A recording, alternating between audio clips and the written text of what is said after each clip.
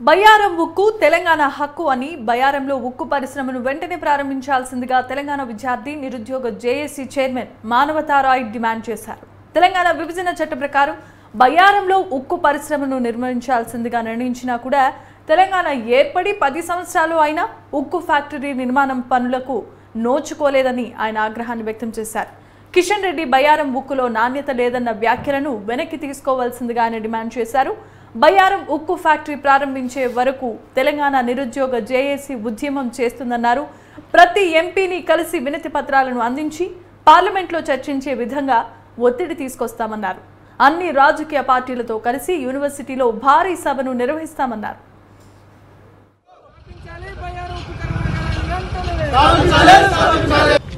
బయ్యారంలో ఉక్కు factory నిర్మించకుండా Narendra Modi BJP ప్రభుత్వం మూడోసారి ఎన్నికై కూడా తెలంగాణ ప్రజలకు ద్రోహం చేసే ప్రయత్నాలు చేస్తుంది.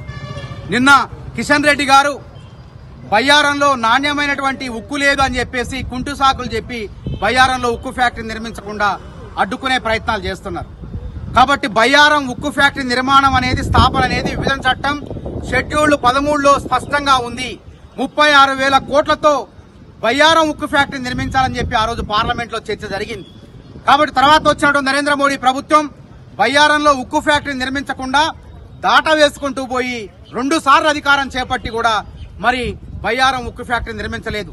ఈసారి 3వ అధికారంలోకి వచ్చింది కాబట్టి మరి నరేంద్ర మోడీ ప్రభుత్వం అక్కడ నిర్మించాల్సిన ఉక్కు ఫ్యాక్టరీని మళ్లీ కార్పొరేట్ శక్తులకు దారాదత్తం చేసే అవకాశం ఉంది. కాబట్టి నిరుద్యోగ జేఏసీ ఆధ్వర్యంలో తెలంగాణ రక్షణ వేదిక ఆధ్వర్యంలో పెద్ద ఎత్తున బయ్యారంలో ఉక్కు ఫ్యాక్టరీ నిర్మించే వరకు పెద్ద ఎత్తున పోరాటం చేస్తాం.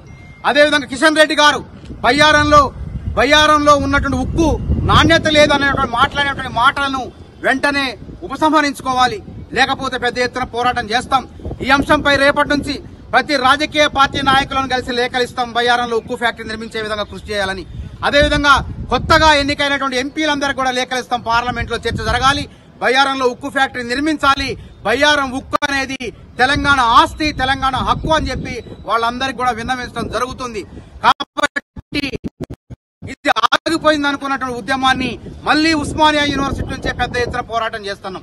ఈ ఉద్యమాన్ని ఓయూ నుంచి మళ్ళీ ఢిల్లీ వరకు, మల్లికార్జున ఖర్గే, రాహుల్ గాంధీ, ప్రియాంక గాంధీ మరి పార్లమెంట్ వరకు కూడా పెద్ద ఎత్తున మరి పోరాటం చేస్తామని, ఉక్కు ఫ్యాక్టరీ నిర్మించకపోతే మరో